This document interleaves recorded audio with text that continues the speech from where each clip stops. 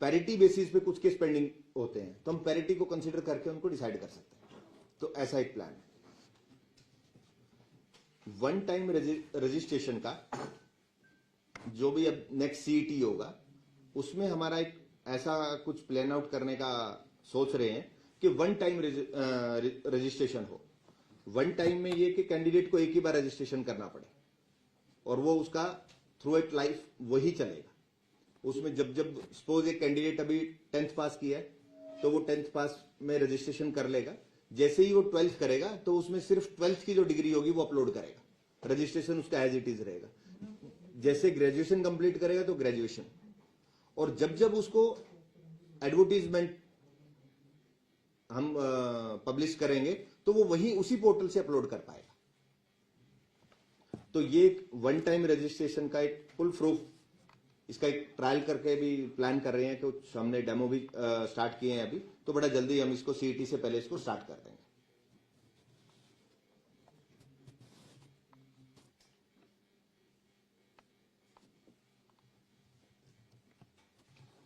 तो ये हमारा नेक्स्ट ईयर के प्लान्स हैं।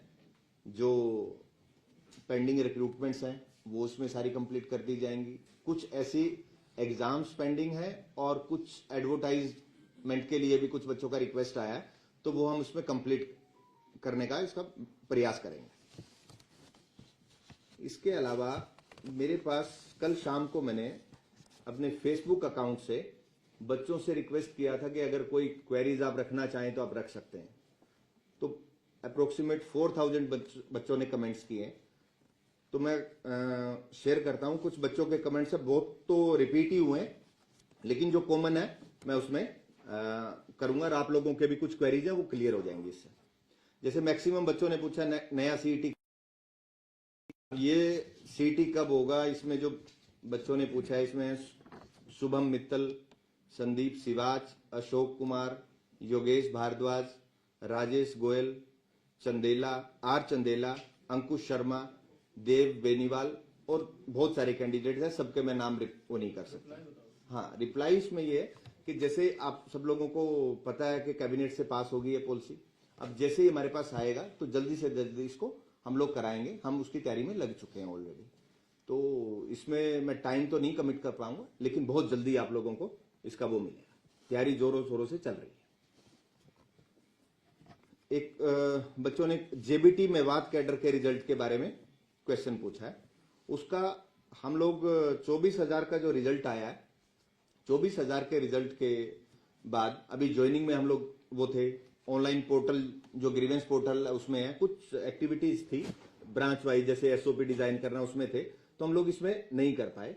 लेकिन अभी जेबीटी में हम स्क्रूटनी कैसे हो और स्क्रूटनी के टाइम पे जो लिटिगेशन होती है उसको कैसे डिक्रीज करें, बच्चों को टाइम दे के है, उस पर हम प्लानिंग कर रहे हैं। बड़ा जल्दी ही आई थिंक जनवरी में इसको हम स्क्रूटनी इसका स्टार्ट कर दें। ये क्वेश्चन भी काफी बच्चों ने पूछा है। हेमंत कुमार, अजय गुज्जर, योगेश सिंह, विनोद जांगड़ा, काफी बच्चों ने इस क्वेश्चन पूछा है। ग्रुप डी की वेटिंग लिस्ट, ये क्वेश्चन भी बहुत बच्चों ने पूछा है। मोहित पवार और पवन राव, अंकित, राहुल शर्मा, कुछ बच्चों ने टीजीटी की वेटिंग लिस्ट, ग्रुप डी की वेटिंग लिस्ट और एफएसएल, ये क्वेश्चन पूछे गए हैं। तो ये तीनों ही हम बड़ा जल्दी इसको कर देंगे। कब तक कर देंगे सर, कितना टाइम? जनवरी में इनको कंप्लीट कर देंगे। जनवरी में इनको कंप्लीट कर देंगे। हो सकता है कि सेकंड वीक थर्ड वीक में भी हो जाए, लेकिन इनको प्रायोरिटी में रखें। टीजीटी भी होता है? हाँ, टीजीटी भी, तीनों हो जाएगा। ग्रुप डी भी, टीजीटी भी और एफएसएल तीनों हो जाएगा। फायर ऑपरेटर, उस पर भी मैं आ रहा हूं। फायर ऑपरेटर भर्ती का जो रिजल्ट के रिगार्डिंग है, इस पे कमेटी बनी हुई है और जो मैटर है वो डायरेक्टर जनरल फायर के पास है। वो उस कमेटी को हेड कर रहे हैं। हमारे रिप्रेजेंटेटिव जाते हैं, काफी मीटिंग्स हो चुकी हैं। तो जैसे ही वो रिपोर्ट आती है तो हम रिजल्ट निकालने की स्टेज पे होंगे। ग्रुप 6 कॉमर्स ग्रुप का रिजल्ट के बारे में बड़े कैंडिडेट्स ने क्वेश्चन पूछा है। किरण, सोनू, कंचन मेहता, पूजा, सुशील शर्मा, कविता, वीरेंद्र और जानवी कौर। जो ये मैटर है ये ऑलमोस्ट बिल्कुल लास्ट स्टेज पे है। इसके एलडीसी की इस पर्टिकुलर ग्रुप सी की पोस्ट के लिए कोर्ट में स्टे था।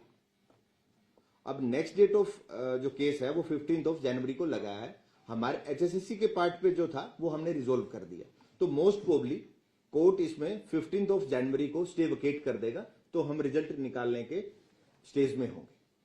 जैसे स्टे वेकेट होगा हम कर देंगे। हमने जो ऑर्डर कंप्लाई करना था हाई कोर्ट का वो हम लोग कर चुके हैं। क्लर्क वेटिंग का क्लर्क वेटिंग वो उसमें आ गया 24,000 में है, तो उसमें वो अभी हम इसका कर रहे हैं, फिर उसके बाद 24,000 की वेटिंग का करेंगे। एमपीएसडब्ल्यू मेल की वैकेंसीज कब तक आएंगी, ऐसा भी कई बच्चों ने पूछा है। ये डिपार्टमेंट रूल्स चेंज के प्रोसेस में है। हमसे जो कमेंट्स मांगे गए थे हमने वो अप्रूव कर दिए हैं, तो डिपार्टमेंट जैसे ही रूल्स चेंज पास हो जाएगा, अमेंडमेंट्स हो जाएंगे, तो हम इसको उसके बाद कर पाएंगे। अब कुछ बच्चों ने हमें सुझाव भी दिए हैं। हरियाणा पुलिस वेटिंग का भी पूछा है सर 2000। हाँ, वो 24 में आएगा। वो जो 24,000 का वो रिजल्ट है उसकी वेटिंग एक बार में ही हम डिसाइड करके करनी पड़ेगी। इनिशियली इसको करेंगे, फिर सेकंड स्टेज में 24,000 की वेटिंग पे जाएंगे। तो कुछ बच्चों ने हमें सुझाव भी दिए हैं। सुझाव दिए हैं संदीप सिवाच ने, अशोक कुमार और योगेश भारद्वाज। ये कहते हैं कि सीटी वर्ष में एक बार होना चाहिए। तो अभी आप लोगों ने पॉलिसी में देखा है, तो गवर्नमेंट डिसाइड जैसे जैसे करेगी उसके अकॉर्डिंगली सीटी होगा। एग्जाम कैलेंडर और सिलेबस। एग्जाम कैलेंडर के लिए मैं ऑलरेडी बोल चुका हूं। सिलेबस तो हमारा है अभी भी, लेकिन उस पर क्या बेटर हो सकता है, तो उस पर हम काम करने को रेडी हैं। अगर बच्चे भी कोई सजेशन देना चाहें तो वो दे सकते हैं कमीशन को। नए सीटी से पहले हो जाएगा सिलेबस डिफाइन। सिलेबस तो ऑलरेडी डिफाइंड है, अब तो चेंज उस पर नहीं कर पाएंगे क्योंकि बच्चे उसी की तैयारी कर रहे हैं। लेकिन फ्यूचर में उसमें सिलेबस में अगर कोई बच्चे चाहते हैं, कुछ सजेशन देना चाहते हैं, उसमें कुछ चेंजेस चाहिए, तो वेबसाइट पे दे सकते हैं, हमें लेटर लिख सकते हैं और ईमेल के थ्रू भी हमें भेज सकते हैं।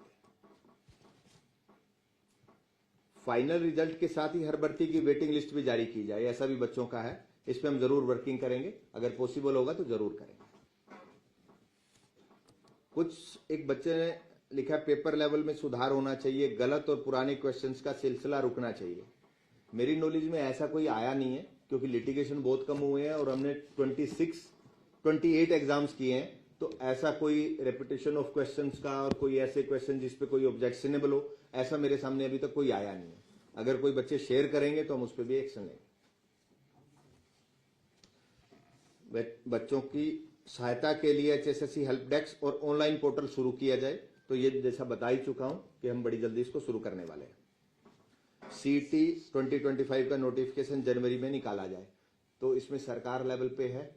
जैसे ही सरकार करेगी एचएसएससी इमीडिएटली उस पर काम शुरू कर देगी। प्रेफरेंस पोर्टल की भी मांग कर रहे हैं। उस पे इस स्टेज पे तो हम प्रेफरेंस नहीं दे पाएंगे, लेकिन कुछ जो ज्वाइनिंग में जो इश्यूज आए हैं उसका हम सॉर्ट आउट कर रहे हैं। वो पॉसिबल है, वो हो जाएगा। मैंने जो आपको 56,000 रिक्रूटमेंट का वो जो डेटा आप लोगों के साथ शेयर किया है, इसमें से एक डेटा एनालिसिस किया है 24,000 रिक्रूटमेंट का, क्योंकि मेरे पास सबसे बड़ा नंबर उसी का था और वो नई कमीशन आने के बाद था। और हम लोग चाह रहे थे कि भी कुछ चीजें ऐसी हम इसको एनालिसिस करें कि जैसे बेटर में बड़ी कुछ कर पाए फ्यूचर में बेटर। तो जैसे ग्रुप सी में हमारे पास जो नंबर ऑफ पोस्ट थी अक्रॉस द ग्रुप्स 24,220 पोस्ट थी, जिसमें नंबर ऑफ ग्रुप्स थे 24 और number of category across the groups थी 203 नंबर ऑफ कैटेगरीज और नंबर ऑफ डिपार्टमेंट 105। इसमें जो सिलेक्शन हुआ है ग्रुप सी में, वो ग्रुप सी में सिलेक्शन हुआ है 21,266 कैंडिडेट्स का, और ग्रुप डी में हमारे पास सिलेक्शन हुआ है 2697 लोगों का 2697। ग्रुप सी में 105 डिपार्टमेंट में कैंडिडेट्स को भेजा गया है और ग्रुप डी में 7 डिपार्टमेंट्स में भेजा गया है। और जो सिलेक्शन रेट है, फीमेल्स का सिलेक्शन रेट है 29% और मेल्स का सिलेक्शन रेट है 31%।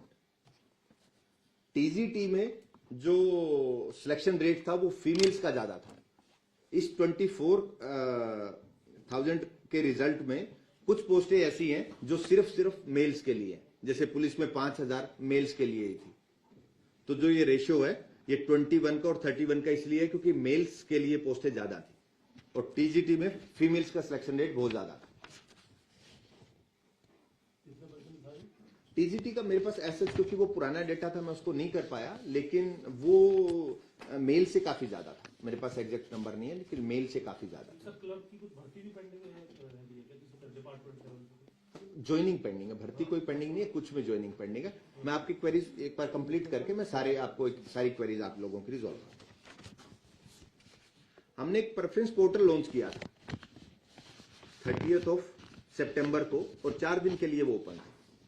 उसमें कुछ डेटा सामने आया कि 15,207 लोगों को 15,207 ऐसे कैंडिडेट्स हैं आउट ऑफ 24,000 जिनको फर्स्ट प्रेफरेंस मिला है। सेकंड प्रेफरेंस मिला है 2341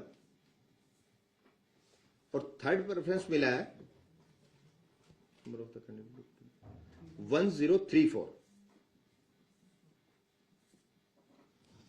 तो ये फर्स्ट सेकंड थर्ड ये एक नंबर किया है। मैक्सिमम लोगों को 15,000 out of 24,000 is a good number जिनको फर्स्ट प्रेफरेंस ही मिली है।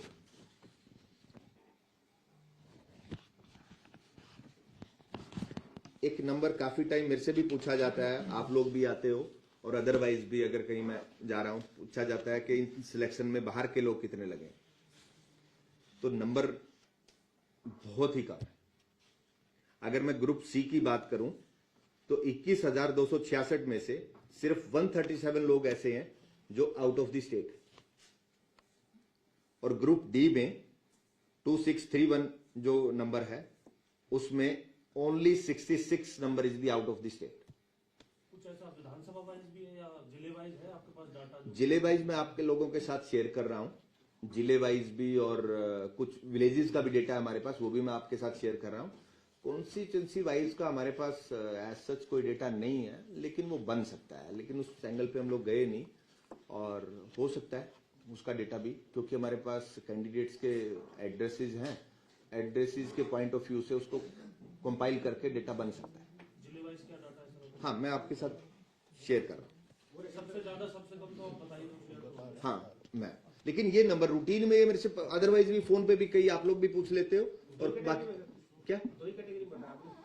मैं 24,000 का एनालिसिस कर रहा हूँ, ग्रुप सी और डी, ये 24,000 का मैं बता रहा हूँ। 24,000 में से 137 और 66, तो लेस देन 1% है।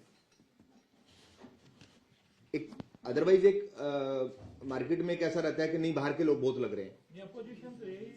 मैंने आपको नंबर शेयर किया है, और जो कैंडिडेट्स की डिटेल है हम अदरवाइज वो नहीं कर सकते, लेकिन मैंने आपको, आप सब लोगों के साथ में डेटा शेयर कर रहा हूं, तो पूरा कमीशन है, तो आप इसको कैसे, या कोई और डेटा है तो हमारे साथ शेयर करें। भर्ती कौन से जिले में हुई है सर? मैं आपके साथ शेयर कर रहा हूँ। आप जो गिरी है संख्या, डिक्रीज हुआ है बाहर के कैंडिडेट्स का, जी, तो आप कोई रिस्ट्रिक्शंस लगा रहे हैं? नहीं हमने कोई रिस्ट्रिक्शन नहीं लगाया, और बाहर के कैंडिडेट पे कैसे रिस्ट्रिक्शन लगाया जा सकता है, हमने नहीं लगाया, और कोई है ही नहीं, फिजिबिलिटी नहीं है कोई किस टाइप की रिस्ट्रिक्शन लग सकती है। वैसे गिरा, खुद ही गिरा। हमने तो जो जहां के जो एड्रेसेस हैं, और ये यार मुझे नहीं लगता कि कमीशन में भी पीछे अगर पिछले डेटा को भी वो चेक किया जाए कोई ऐसा नंबर होगा। ये मैं एचएसएससी की बात कर रहा हूं, बाकी का मेरे को नहीं आइडिया। एचएसएससी का ये डेटा। अब हमारे जैसे कुछ टॉप 10-11 विलेजेस हैं, जैसे सतनाली विलेज है महेंद्रगढ़ में, इसमें सिलेक्शन रेट, पाई गांव है कैथल में 29, चांग गांव है भिवानी में 27, भूना फतेहाबाद 26, दुबलान झज्जर 24, दुबलधन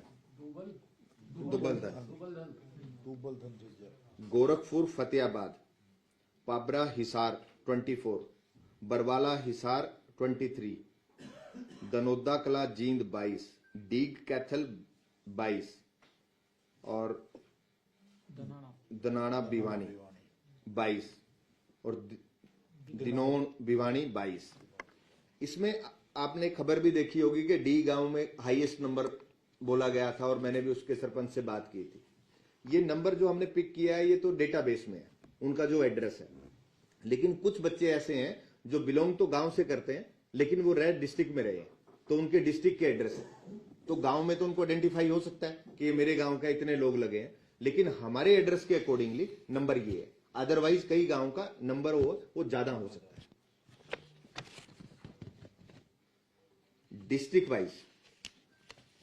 डिस्ट्रिक्ट वाइज अगर मैं ग्रुप डी की बात करूं, अब इस पे अब कुछ क्वेरीज हैं तो आप साथ साथ में ही कर लें। ग्रुप डी में हाईएस्ट जो नंबर है वो हिसार का है 2636। सी एंड डी, सॉरी ये सी और डी दोनों का है, दोनों का है। हिसार इज 2636 और लोएस्ट इज पंचकुला 128। आप किसी और डिस्ट्रिक्ट के बारे में पूछना चाहिए, अदरवाइज तो हम ये आपको शेयर कर देंगे, आप पूछना चाहें तो पूछ सकते हैं डिस्ट्रिक्ट। उसमें हिसार के बाद सेकंड लार्जेस्ट सेकंड है जी भिवानी 2181, और third is Jind, fourth is Mahendragarh, Jind में कितना कैंडिडेट? जींद में है 2117 और महेंद्रगढ़ में है 2036। सबसे लोवेस्ट कौन सा है इसमें? लोवेस्ट है जी पंचकुला 128 एंड मेवात इज 232, जो सेकंड नंबर पे मेवात है लोवेस्ट साइड से, और फरीदाबाद इज 266।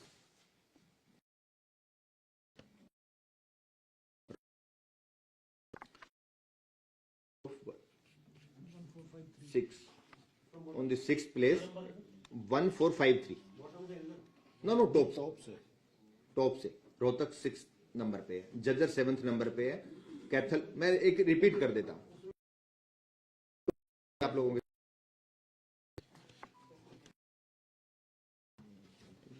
ग्रुप सी का अलग अलग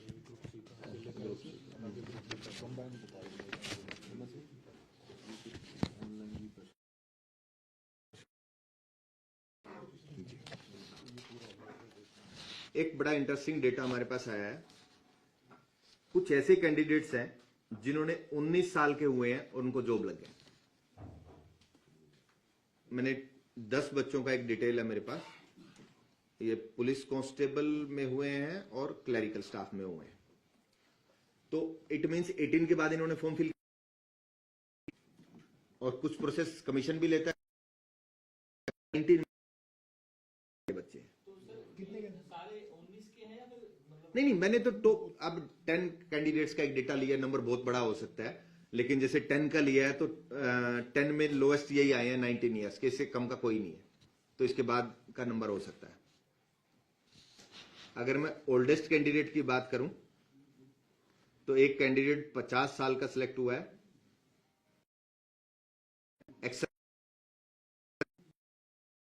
में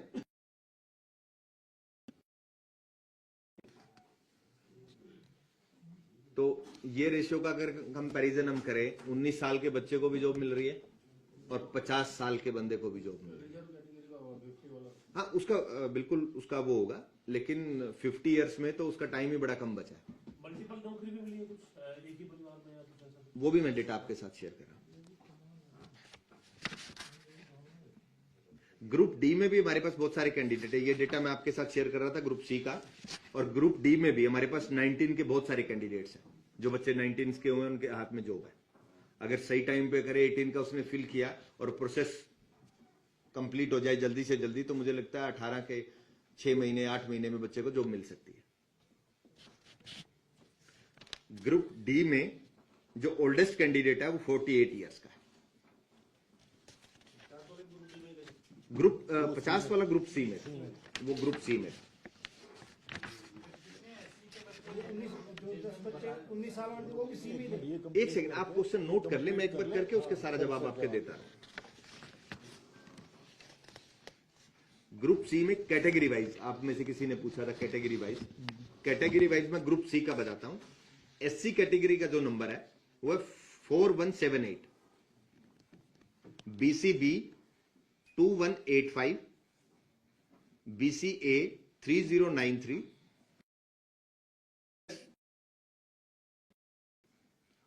और यूआर कैटेगरी में 9793, ये ग्रुप सी का है। ग्रुप डी में SC category 533, BCB 319, BCA 448, EWS 115 and UR is 1282।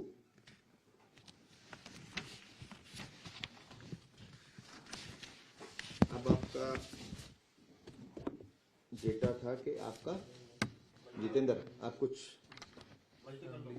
Multiple लोगों का मैं आपको एक ही परिवार का।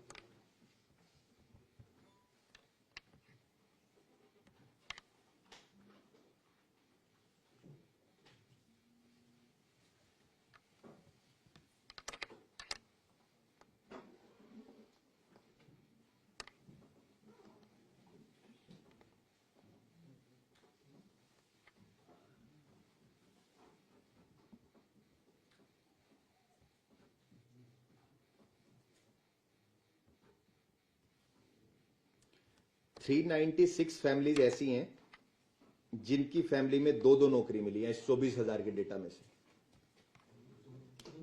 396 ग्रुप सी और 5 फैमिलीज ऐसी हैं जिनको ग्रुप डी में दो नौकरी मिली है। तो टोटल नंबर इज 401। 401 फैमिलियां ऐसी हैं जिसमें दो नौकरी लगी हैं इस एक रिजल्ट से ही। इससे पहले टीजीटी के ग्रुप रिजल्ट में भी जैसे मेवात में एक परिवार से ही 3 भाई लगे थे और 3 वाले भी इस 24,000 के नंबर में 5 फैमिली ऐसी हैं जिनको घर में 3 नौकरियां मिली हैं, जिनमें से एक परिवार है हिसार का, रिजाली गांव के कोई वो हैं, उनकी एक ही फैमिली में 3 नौकरी मिली है। और 43 फैमिलीज ऐसी हैं जिनमें 2 फीमेल्स को नौकरी मिली है एक ही परिवार से। ये 42 है सी में और एक है डी में, और जो 3 कैंडिडेट्स हैं वो सिर्फ सी में है, 3 नौकरियां मिली है।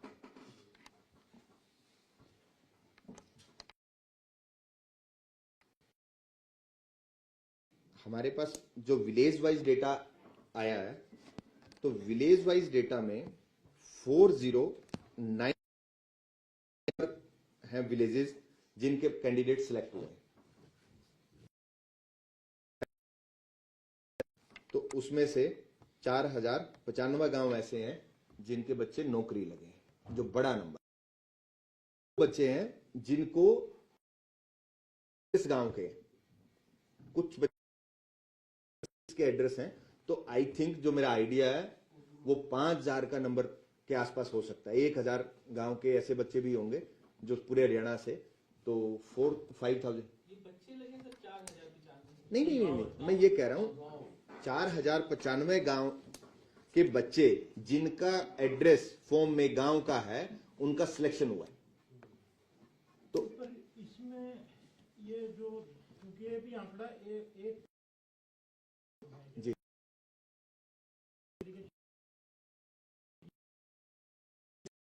नहीं, इसको तो ऐसे, इसका तो क्वेश्चन का जवाब ऐसे नहीं हो सकता। जो फॉर्म्स में एड्रेस है, अब जैसे मेरा एड्रेस है, मैं कैथल का, तो एड्रेस दिया तो मैं तो उस बेस की वो कर रहा हूं। इन बच्चों के गांव के एड्रेस है तो उस पे कैलकुलेशन किया, अदरवाइज तो नंबर बड़ा होगा। और 6200 पंचायत में से अगर 400 है तो नंबर तो ये भी काफी बड़ा है। और जो बच्चे शहर में शिफ्ट करे हैं, शहर का एड्रेस है, अब कैलकुलेशन ऐसे नहीं हो सकती कमीशन लेवल पे, विलेज वाइज तो हो सकती है, तो वो नंबर 80% माने जो। हाँ, बिल्कुल। आप देखिए डेटा आपके लोगों के सामने है, आप लोग कैलकुलेट कर सकते हैं। हाँ 6200 में नहीं, वो 5,000 कह रहे हैं ना वो। नहीं, एक हो सकते हैं 6200 में से नहीं, हमारे पास कैलकुलेशन का कोई वो नहीं है, लेकिन आप 4,000 एक बड़ा नंबर पे रीच किया हमने, हमारे पास एक्चुअल डेटा है।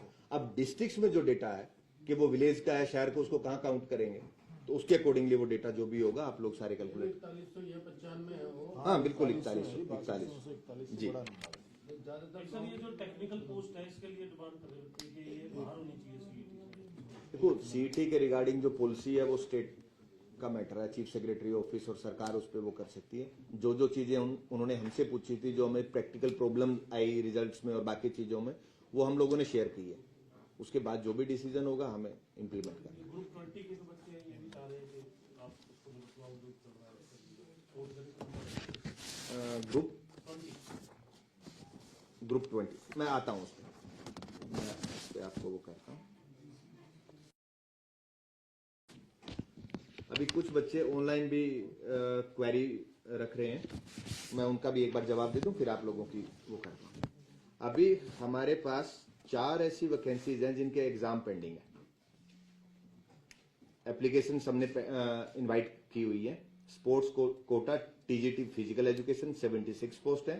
Sports quota group C post 369 इसका पेंडिंग है। और कांस्टेबल मेल 4000, फीमेल 600 और आईआरबी मेल का 1000, ये 5600 पुलिस का, और एक मेल कांस्टेबल का 66 का अलग से है। तो इनके एग्जाम पेंडिंग है। तो जैसे अभी रिक्रूटमेंट प्रोसेस कंप्लीट हो गया लगभग 24,000 लोगों का, तो हम कमिंग डेज में इनको एग्जाम के लिए परस्यू करेंगे। और कुछ पोस्टें ऐसी हैं जो एग्जाम शेड्यूल्ड थे हमारे टेंटेटिव शेड्यूल में, लेकिन वो नहीं हुए। वो कोई 11 एग्जाम है। साइंटिफिक सीनियर साइंटिफिक असिस्टेंट का, draft assistant, auto diesel mechanic, fitter और press mechanic, draftman, assistant draftman, assistant archaeologist, senior scale stenograph, junior scale stenograph, stenotypist both language, senior scale stenographer, junior scale stenographer, stenotypist English और stenotypist Hindi. ये कुछ post ऐसी हैं जो exam है। इनका जो टोटल पोस्ट का नंबर है वो है 2811। तो हमारे नेक्स्ट प्रोसेस में यही है कि सबसे पहले हम इन्हीं को कवर अप करने जा रहे हैं।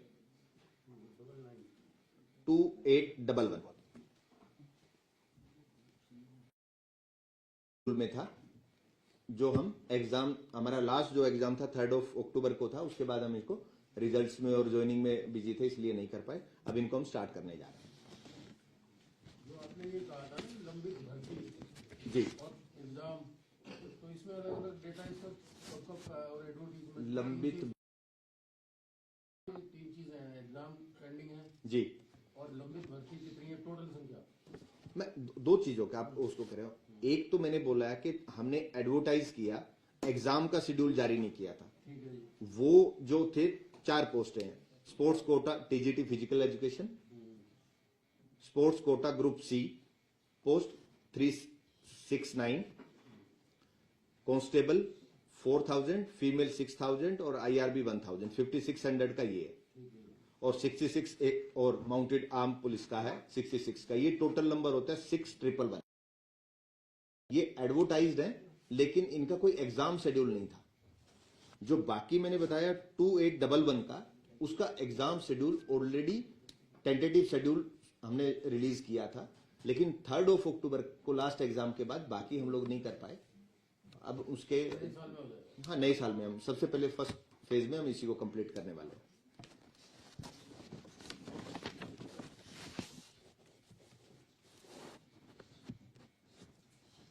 जो ऑनलाइन मेरे पास कैंडिडेट्स के मैसेज आ रहे हैं, एक तो ईएसपी वैकेंसीज का है। तो मैंने जैसे पहले ही बताया कि बिल्कुल ये ईएसपी के हमारे पास जो स्पोर्ट्स कोटा टीजीटी और स्पोर्ट्स कोटा ग्रुप सी का है, तो हम इसको जल्दी कर रहे हैं। दूसरा टीजीटी की वेटिंग लिस्ट भी मैंने आप क्लैरिफाई किया है कि हम बड़ा जल्दी करने वाले हैं। HR police vacancies new already advertise हैं, सिर्फ एग्जाम का शेड्यूल पेंडिंग है, वो जल्दी कर देंगे।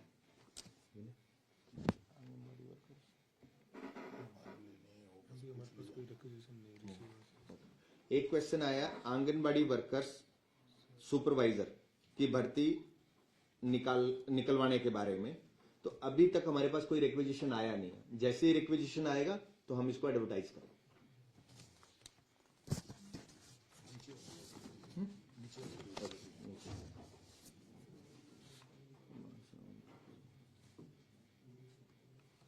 एक क्वेश्चन किया बच्चों ने, जिनके कट ऑफ से ज्यादा ऊपर मार्क्स हैं उनका कोई सॉल्यूशन। कुछ बच्चे ऐसे हैं जिनके कट ऑफ से ज्यादा मार्क्स हैं और उनको लगता है कि हमारा सिलेक्शन नहीं हुआ, लेकिन उनके बहुत सारे रीजन हैं। जैसे उसमें एक रीजन है, बहुत बच्चों ने, कुछ हमारे पास 200-250 के आसपास ऐसे OMR सीट्स हैं जिसमें स्मजिंग की हुई है, तो स्मजिंग को हम लोग स्टैंड नहीं करते, तो वो एक ये इशू है। कट ऑफ से ज्यादा का इशू है, जैसे नंबर कट ऑफ से ज्यादा है तो उनके कुछ सर्टिफिकेट इनवैलिड होंगे, जो हमारा रिक्वायरमेंट है डेट का वो नहीं होगा, या कट ऑफ डेट, हाँ कोई टेक्निकल रीजन की वजह से ये होंगे। टेक्निकल पोस्ट पे भी है सब। नहीं, ऐसे सभी भी पोस्ट पे हो सकते हैं। जैसे कि किसी का ग्रेजुएशन है, हमें चाहिए ग्रेजुएशन दिसंबर 2024 का, हमें ये चाहिए, लेकिन किसी का है ही जनवरी 2025 का, तो उसको तो हम कंसीडर नहीं करेंगे, उसका नंबर हाईएस्ट भी होगा तो भी नहीं हम करेंगे। तो कुछ टेक्निकल वजह से होगा।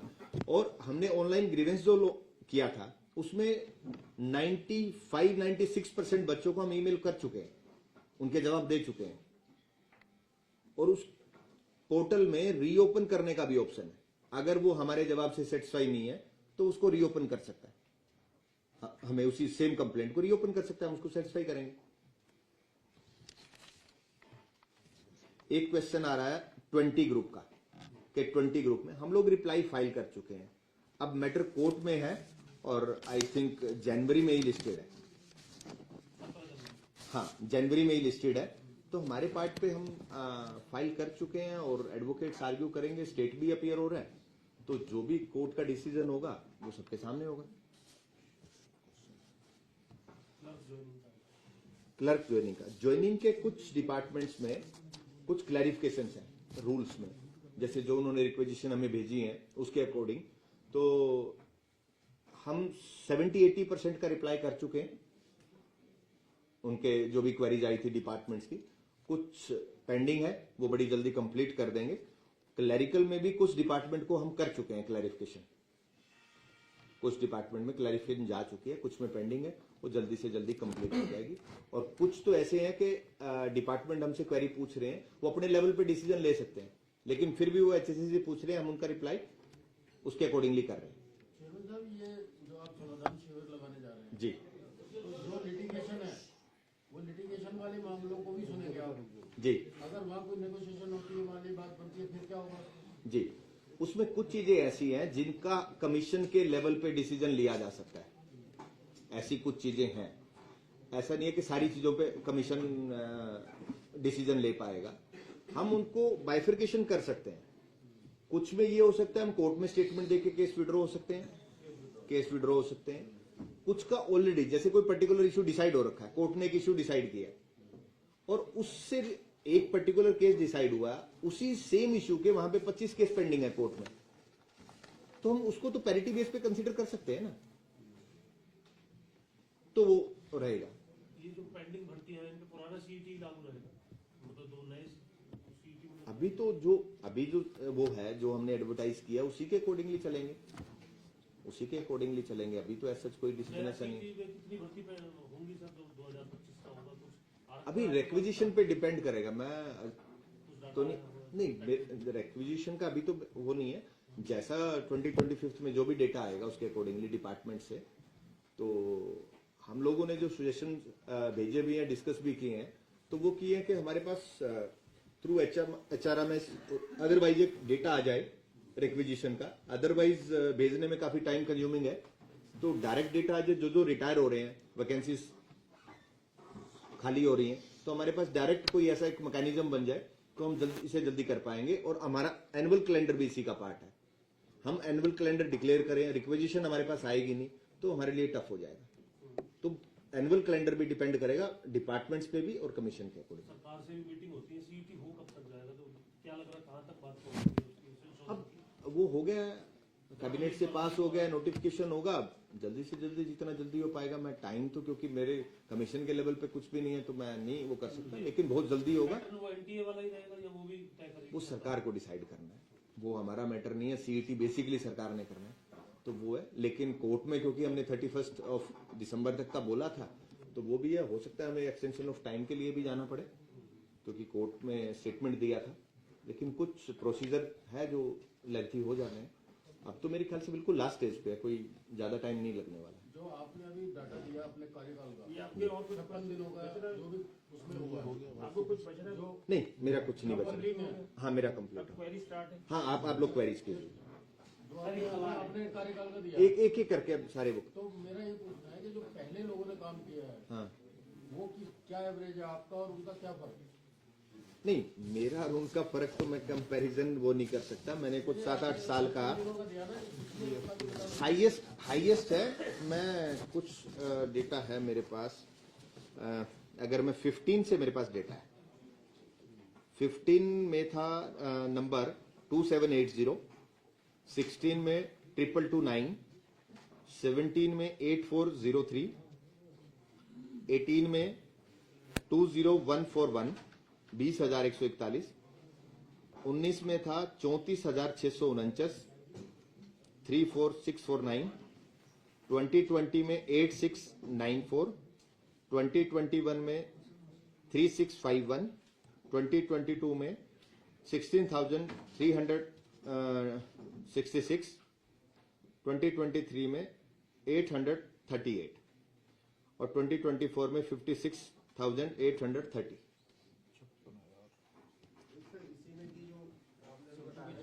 जो आउटसाइडर है मतलब अदर स्टेट के हैं जी कैंडिडेट्स, जी आपने हमारा ये कि कितने कैंडिडेट्स हैं जी। थोड़ा कंपैरेटिवली बताएं कि जो आपसे पहले जो चेयरमैन साहब रहे उनके कार्यकाल एक्चुअली मेरे पास से इसका पुराना डेटे का वो एक्सेस है, वो नहीं, वो तो मेरा एक पर्सनल वो था क्योंकि मेरे से क्वेश्चन बहुत बार पूछा गया, यार दोस्तों में भी, रिश्तेदारों में भी, आप लोग भी आते हैं तो सबसे पूछा गया, तो मुझे ये था कि मैं एक बार डेटा चेक करूं। तो ये नया डेटा था, मेरे टाइम पे ही सारा डेटा कैप्चर हुआ था, तो मुझे उस पर थोड़ा सा वो था। पुराना डेटा बहुत टफ जॉब रहेगा कि उसको कंसीडर करना, वो भी मुझे लगता है बहुत ज्यादा नहीं मिलेगा, अदरवाइज इसमें रिफ्लेक्ट करता।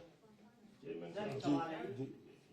एससी कैंडिडेट जो है जी वो जनरल में सिलेक्शन हुआ है? ब्रदर, ये तो मुझे कैलकुलेशन करके बताना पड़ेगा, ऐसा नहीं है, लेकिन ये पॉसिबल है, ऐसा डेटा फाइंड आउट किया जा सकता है, लेकिन एज ऑन डेट मेरे पास नहीं है डेटा। सर एक सवाल है, हेलो में हाईएस्ट क्वालिफिकेशन है उनका या पीएचडी तो ऐसे नहीं है, पीएचडी होल्डर का भी ग्रुप डी में ब्रदर, मिनिमम क्वालिफिकेशन डालते हैं। हमारे पास मिनिमम का तो है, मैक्सिमम का कई बच्चों ने दिया होगा, किसी का नहीं दिया होगा।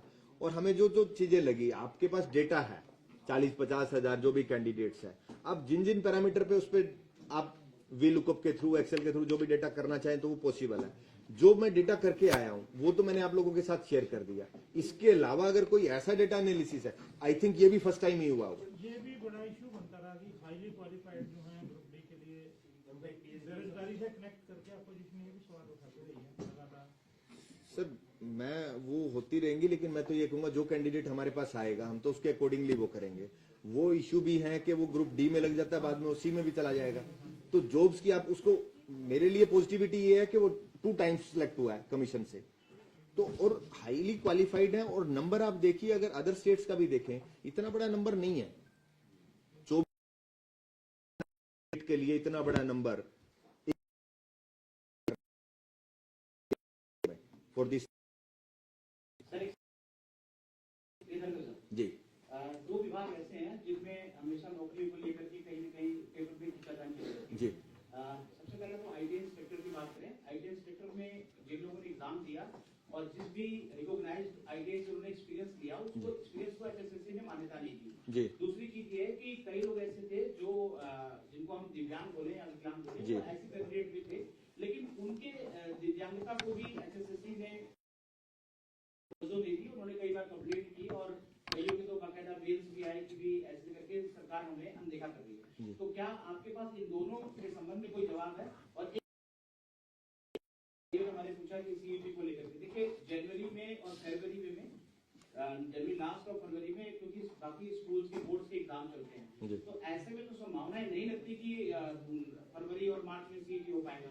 इन पे क्या स्पष्टीकरण तीनों चीजों पे? नहीं, जब भी पहले तो मैं आपका आईटी इंस्ट्रक्टर का वो करता हूं। देखो, आप लोगों के पास जो आती हैं भी सारे बच्चों को वो उसको स्टडी भी नहीं करते। तो हमारा जो पैरामीटर है, डिपार्टमेंट के रूल्स क्या कहते हैं और हमारी एडवर्टीजमेंट क्या कहती है, पूरा चारों तरफ घूमता रहता है। कई बार वो चीजें ऐसी हैं कि डिपार्टमेंट रूल्स में भी कई बार एम्बिग्विटी होती है, कई बार होती है, कुछ अमेंडमेंट्स भी होते हैं इसीलिए। तो कई चीजें ऐसी हैं जो हम ऑन पेपर कर ही नहीं पाते। तो आईटी इंस्ट्रक्टर में कई जगह पे जो जहां रूल क्लैरिफाई नहीं किया इन चीजों को और एडवर्टीजमेंट हुआ तो बाद में प्रॉब्लम्स आई।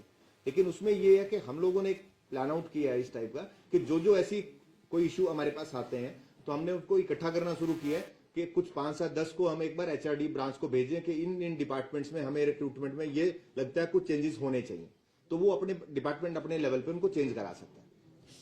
जैसे एक सर, वो अग्निशमन वालों में कई लोगों ने अप्लाई किया, जी, जिस इंस्टीट्यूट का उन्होंने लगाया उसको जो मैं- अग्निशमन विभाग है वही नहीं मानता, वो कहता है कि ये फर्जी चीज है। मैं आपको एक एग्जाम्पल देता हूं।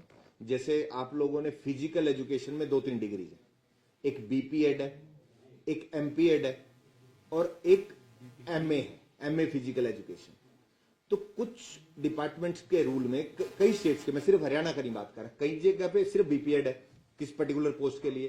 फिर वो कहता है जी मेरे पास तो एमएड है और एमए है, एमए बीपीएड से बड़ी है। तो ऐसे कुछ डिपार्टमेंट के रूल्स इतने क्लैरिफाई होने चाहिए तो रिक्रूटमेंट प्रोसेस में ये दिक्कत नहीं आती। बच्चों को रिक्रूटमेंट रूल्स, मेरे को 6 महीने में वहां पे ऐसा नहीं लगा कोई बच्चा रूल्स को आके वो करे, उसको लग रहा है जो मेरी प्रॉब्लम है और मैं ठीक कर। कई बार वो ठीक भी होते हैं। एक क्वेश्चन आपका। सेकंड मैं कहता हूं, जो अग्निशमन विभाग है उसकी वैकेंसी पीछे निकली थी, जी, बहुत से लोगों में उसका जो एक्सपीरियंस है, जहां से उन्होंने ट्रेनिंग लिया, जो भी कोचिंग करी, उसको डिपार्टमेंट वैलिडेशन नहीं मानता। वो कहता है कि ऐसे लोग जो है किसी भारत सरकार का कोई लेटर नहीं है और इन्होंने खुद की कंपनी क्रिएट की और खुद के सर्टिफिकेट जी। पैसे आप देखिए जो रिक्रूटमेंट प्रोसेस होता है ऑल ओवर इंडिया वो क्लेम बेस्ड होता है। यूपीएससी भी क्लेम बेस्ड करता है। आपने बोला कि मेरा ये सर्टिफिकेट है और मेरी ये कैटेगरी है, मैं इस कैटेगरी में जा रहा हूं, हम लोग उसको स्क्रूटिनाइज नहीं करते, वो डिपार्टमेंट लेवल पे करना होता है। आपने एक्सपीरियंस दिया कि मैं इस फर्म में इसमें यहां पे जॉब करके आया हूं, उसका जो वेरिफिकेशन है वो डिपार्टमेंट को करना है। आपने जो बोला हमने मान लिया और उसको रिकमेंड करके भेज दिया, उसके बाद डिपार्टमेंट उसको चेक करेगा। ये जो टोटल आपने आंकड़े दिए हैं, उसमें आपको ऐसा आंकड़ा दिया कि आवेदन करता कितने है टोटल, मतलब जो यूथ में अभ्यर्थी है जी, उसकी संख्या कितनी है टोटल अब तक जो ग्रुप सी और डी में जो एप्लीकेंट जो एप्लीकेंट बने हैं? 2.25 लाख के आसपास थे और जो शॉर्ट लिस्ट हुए थे एग्जाम्स के लिए आई थिंक वो 70,000 के आसपास का नंबर था। सीटी जिन्होंने पार्टिसिपेट किया एग्जाम्स में, हाँ एग्जाम्स में। एप्लीकेट तो 2.25 के आसपास। इनिशियल